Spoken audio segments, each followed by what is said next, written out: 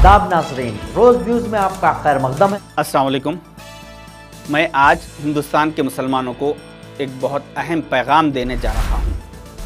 अगर आप चाहते हैं कि पिछले 1000 सालों की तरह आगे भी आपकी ज़िंदगी के फ़ैसले शरिया क़ानून के मुताबिक हो तो आपको 2024 के लोकसभा इलेक्शन में वोट देना पड़ेगा।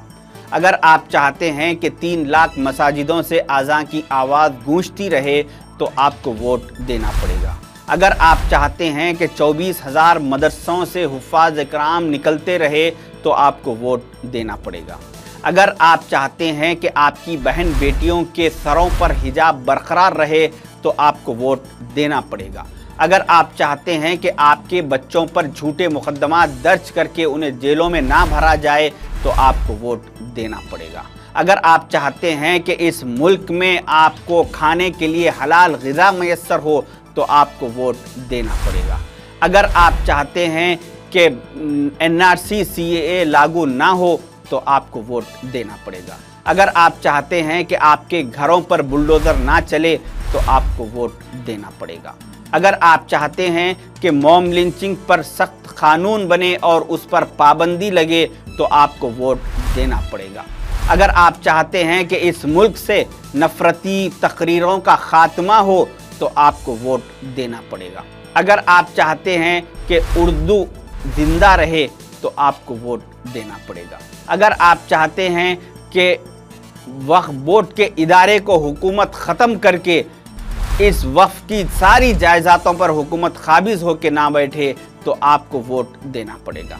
अगर आप चाहते हैं कि हम दो हमारे दो का कानून नाफिज ना हो तो आपको वोट देना पड़ेगा। अगर आप चाहते हैं कि नबी सल्लल्लाहु अलैहि वसल्लम की शान में गुस्ताखियों का सिलसिला ख़त्म हो तो आपको वोट देना पड़ेगा। अगर आप चाहते हैं कि हमारे शहरों के नाम तब्दील ना किए जाए तो आपको वोट देना पड़ेगा। अगर आप चाहते हैं कि रज़ाकार, कश्मीरी फाइल्स, केरला स्टोरी जैसे झूठे फिल्में बना के हमारी छवि को ख़राब ना किया जाए तो आपको वोट देना पड़ेगा। अगर आप चाहते हैं कि कॉन्स्टिट्यूशन बाकी रहे तो आपको वोट देना पड़ेगा। अगर आप चाहते हैं कि 2024 के लोकसभा इलेक्शन के बाद भी कोई इलेक्शन हो और उसमें आपको वोट डालने का हक बाकी रहे तो आपको 2024 के लोकसभा इलेक्शन में कांग्रेस और इंडिया अलायंस को वोट देना पड़ेगा। अगर इस वक्त भी अगर आप मुत्तहिद होके कांग्रेस और इंडिया अलायंस के साथ नहीं आएंगे, अपना कीमती वोट अगर इन पार्टियों के हक में नहीं देंगे तो फिर मैं जो ये लिस्ट गिनाया हूँ, अल्लाह ना करे ये हालात आप 4 जून के बाद अपनी आंखों के सामने देखेंगे। मैं आपको डराने की नहीं बल्कि हालात से आगाह करने की कोशिश कर रहा हूँ। अभी इन इंडिया अलायंस से हटके जो दूसरे रीजनल पार्टीज़ है जैसा कि BRS है, BSP है, JDS है और TDP, ऐसे जो स्टेट रीजनल पॉलिटिकल पार्टीज़ है जो इंडिया अलायंस से बाहर है, ये पॉलिटिकल पार्टीज़ के मुस्लिम कायदीन आपके पास आएंगे और कोई किसी के चेहरे पे दाढ़ी होगी, किसी के सर पे टोपी होगी, कोई शेरवानी, कोई कुर्ता पैजामा पहन के आके आपसे आज़ीज़ी करेंगे कि देखो आप दूसरे एरियो में आप कुछ भी कर लीजिए, आप कोई भी पार्टी को, मगर इस इलाके में ये हमारे लीडर साहब है, ये बहुत अच्छे हैं, इन्हों हमेशा अवेलेबल रहते, आपकी हर ज़रूरत को पूरी करेंगे, आपके साथ मुलाकात करेंगे, आपके प्रॉब्लम्स को हल करने की कोशिश करेंगे। इस तरह से ये लोग मुस्लिम कायदीन आके आपके सामने बात करेंगे, ये BRS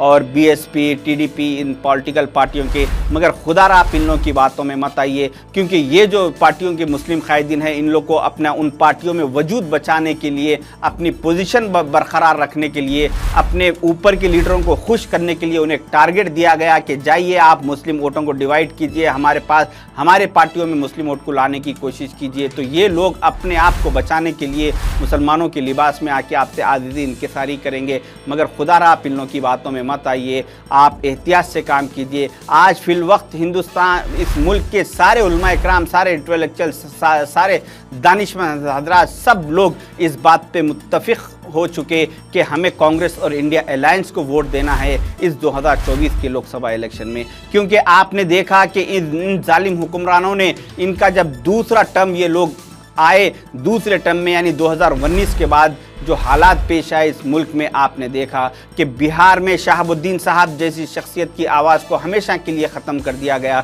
गुजरात से अहमद पटेल साहब की आवाज़ खामोश हो गई और उत्तर प्रदेश से अतीक अहमद साहब का कत्ल कर दिया गया। उसके बाद मुख्तार अंसारी साहब की आवाज़ को भी दबा दिया गया, फिर आज़म खान साहब की आवाज़ को भी हमेशा के लिए खामोश बिठा देने की कोशिश की गई। अभी जो अगर ये लोग फिर तीसरे टर्म में आएंगे जालिम हुक्मरान, तो फिर बचे कुचे जो हमारे कायदीन हैं, जैसा कि कर्नाटक से ज़मीर अहमद खान साहब है, जिसकी भी शायद कि उनकी भी आवाज़ को ख़त्म कर दिया जाएगा।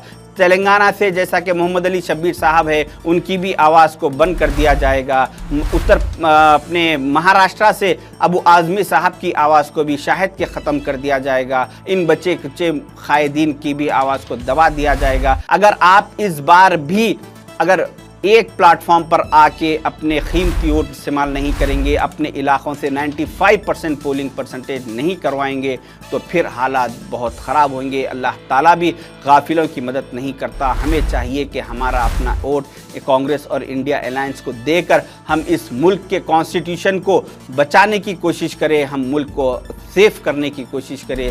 खुदारा आप लोग किसी दूसरे पॉलिटिकल पार्टियों की बातों में मत आइए, मुत्तहिद होके इस बार कांग्रेस और इंडिया अलायंस के हक़ में वोट दीजिए। शुक्रिया। अल्लाह।